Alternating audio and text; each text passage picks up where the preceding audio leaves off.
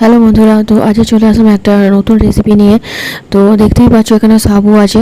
তো সাবুটাকে কয়েক ঘন্টার জন্য একটু জল দিয়ে ভিজিয়ে রাখতে হবে। তারপরে এরকম একটু ফুলে গেলে তো সেই সাবুগুলোকে ভালো করে একটু জল আর কি ছেঁকে নিতে হবে। তো কিছুক্ষণ রেখে দিতেও হবে। তারপরে তার সাথে একটু ময়দা নিতে হবে, আর ময়দাটা খুব বেশি না, মিডিয়াম মতো নিতে হবে। তারপরে তার সাথে একটু সাদা তেল, সাদা তেলটা একটু বেশিই নিতে হয়, কারণ যেরকম নেওয়া হয় আটা মাখার সময় তার থেকে একটু বেশি নিতে হবে। আর তারপরে একটু নুনও নিতে হবে।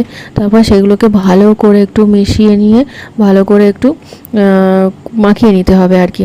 তারপরে সেগুলোকে একটু যেমন রুটি করে সেরকম লেচি করে নিতে হবে, একটু বড় বড় করে নিতে হবে। সেগুলোকে একটু বেলে নিতে হবে আর কি। তো একদম চেপে চেপে নয়, হালকা আলতো করে বেলে নিতে হবে। তারপরে একটু গরম তাওয়াতে সেই পরোটাগুলোকে হালকা করে একটু এপিট ওপিট করে একটু গরম করে নিয়ে তারপরে আবার সাদা তেল দিয়ে যেমন পরোটা ভাজে সেরকমভাবেই ভেজে নিতে হবে। তো পরোটাগুলো খুব সুন্দর খেতে লাগে। তো তোমরাও যদি বাড়িতে ট্রাই করো, দেখবে বেশ ভালোই লাগবে খেতে। আর পরোটাগুলো খুব নরমও হয়, বেশ ভালোই লাগে খেতে। শুধুই পরোটা অনেক খাওয়া হয়ে যাবে, এমনি তরকারি ছাড়াই খাওয়া হয়ে যাবে। তো ভিডিওটা ভালো একটা লাইক করে দিও। দেখা হচ্ছে নেক্সট